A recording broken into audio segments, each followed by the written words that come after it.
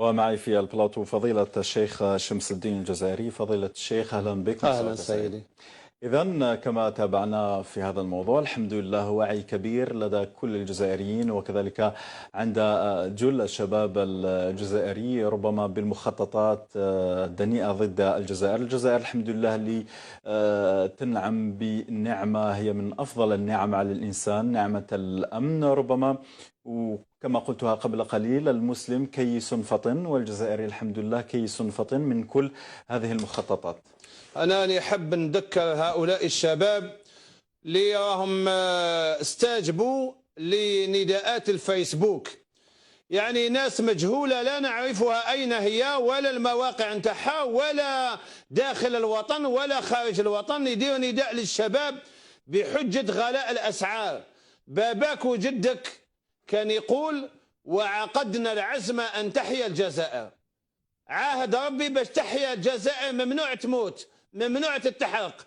يعني نروح نحرق أنا أغلى شيء عندي اللي هو الجزائر من أجل غلاء الأسعار. وهذه غلاء الأسعار ما يناظرش من أجلها الشباب في الطرقات. لما يروح يحرق رودة في الشارع وش يصير غلاء الأسعار؟ غلاء الأسعار تناقشها النقابات، صحيح. تناقشها الجمعيات، صحيح. تناقشها الأحزاب، تناقشها الحكومة. أين هذه النقابات؟ على خليتوا النقاش للشارع؟ شاب في الشارع ما يعرفش مسكين، تخلي الفيسبوك قالوا له ما راكش راجل وما تحرقش روضه في الحومه، رايح يحرق روضه في الحومه خاطر ما عندوش خدمه.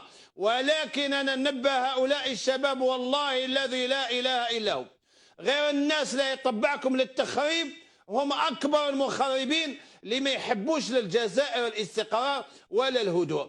هذه الاسعار هي قضايا اقتصاديه، قضايا علميه. النقابات وين راهي باش تناقش؟ هما اللي لازم يخبطوا يدهم مع الحكومه. يعني راني حاب موضوع غلاء الاسعار نخلوه للقنوات القانونيه الرسميه.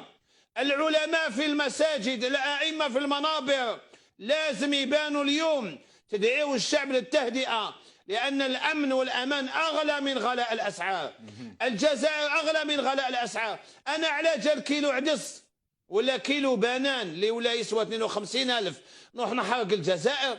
شوف اسمع جيدا، جاءوا الصحابة للنبي عليه الصلاة والسلام اشتكاوا له غلاء الأسعار، ما راحوا خربوا، ما راحوا حرقوا الرد، ما راحوا داروا فتنة، اشتكاوا له غلاء الأسعار. واش قال لهم؟ اسمع يا شعب مسلم، قال لهم أرخصوها بالترك، أرخصوها بالترك. راهي غالية البنان ما تشريهاش، أرخصوها بالترك. هذا هو المنهج الإسلامي في تخفيض الأسعار.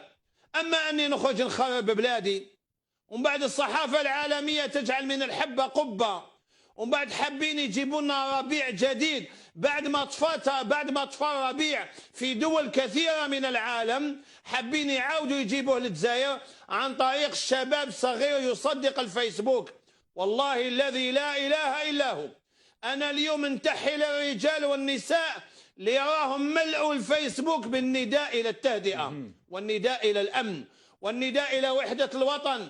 ما كاش فينا واحد يفرح وشاب جزائري يدخل في فتنة ويروح في مواجهة الأمة وفي ظنه مسكين كما قالوا له، كما رماوه على راسه باللي زعم بهذا الطريقة سيتغير الوضع الاقتصادي والاجتماعي.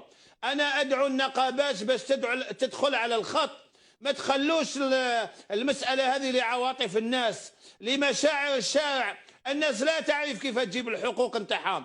نعم الحالة راهي غالية، رانا نقولوا أنا نشكو يا حكومة رانا مضرورين، ولكن ما نحرقوش بلادنا على جل العدس واللوبيا. في هذه النقطة ربما فضيلة الشيخ لا يجوز التعرض لممتلكات الغير وللغير. نعم سيدنا رسول الله صلى الله عليه وسلم وهو آخر خطبة دارها قال: ألا إن دماءكم وأموالكم وأعراضكم حرام عليكم كحرمة يومكم هذا.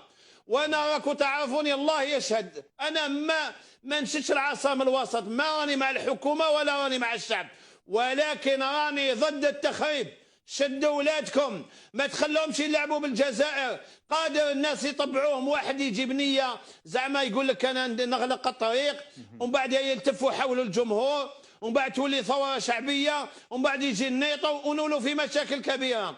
هذه المساله على العلماء ان يتحدثوا، وعلى النقابات ان تتكلم، وعلى الاحزاب ما تروحش تتخبى.